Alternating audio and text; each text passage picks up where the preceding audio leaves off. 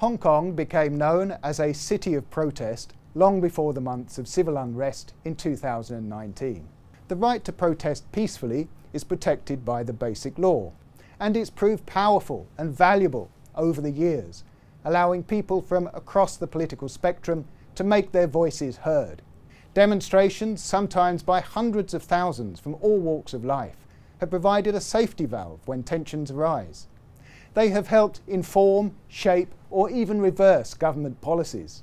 In this way, peaceful protests have contributed to stability and better governance. But the right to demonstrate is now under threat. Hong Kong is no longer a city of protest. Months of often violent anti-government protests in 2019, sparked by moves to pass a deeply unpopular extradition law, plunged the city into crisis. Beijing responded by passing a national security law in 2020. That has been followed by a crackdown on opposition figures. 5 veteran Democrats, including publishing tycoon Jimmy Lai, have been sentenced to between 8 and 18 months in jail for their part in protests in 2019. 5 others, among them Father of Democracy Martin Lee, have been given suspended sentences.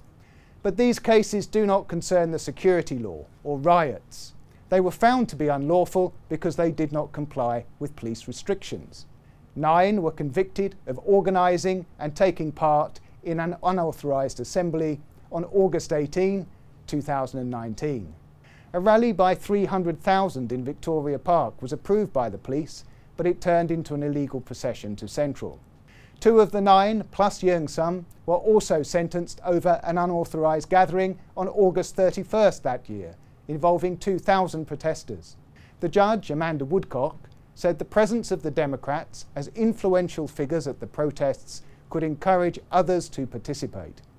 She added that the peaceful demonstrations could turn violent as they took place at a volatile time.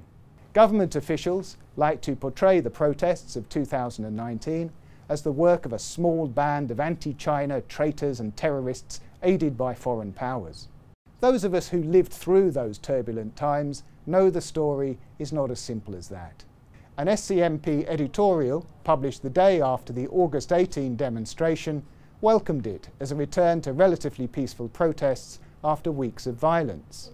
The editorial said the aspirations of those who took to the streets in a rational and non-violent manner that Sunday cannot be ignored, and Chief Executive Carrie Lam should respond. Less than 3 weeks later, Lam announced the extradition bill would be withdrawn. To that extent, at least, the calls of the protesters were heeded. The timing and the context of the protest should not be overlooked. Whether or not the judge was right to reject the Democrats' constitutional challenge to the charges, to convict those who pleaded not guilty, and to impose custodial sentences might be the subject of an appeal.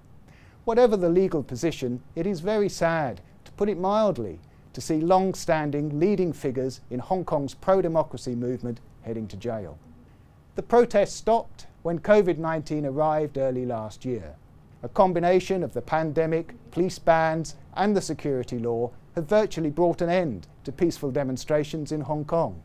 Officials are congratulating themselves on restoring order and stability. We don't want to see violence return, but peaceful protests must make a comeback as the threat of the pandemic eases.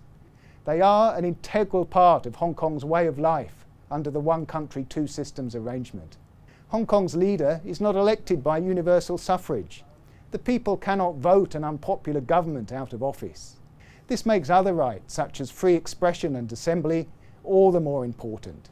They ensure that opinions are aired, officials informed, and concerns addressed. Hong Kong does not need to be a city of protest, but peaceful protests form part of the fabric of this society. The right to demonstrate must be respected. Rather than posing a threat, it is an essential element in ensuring stability and prosperity.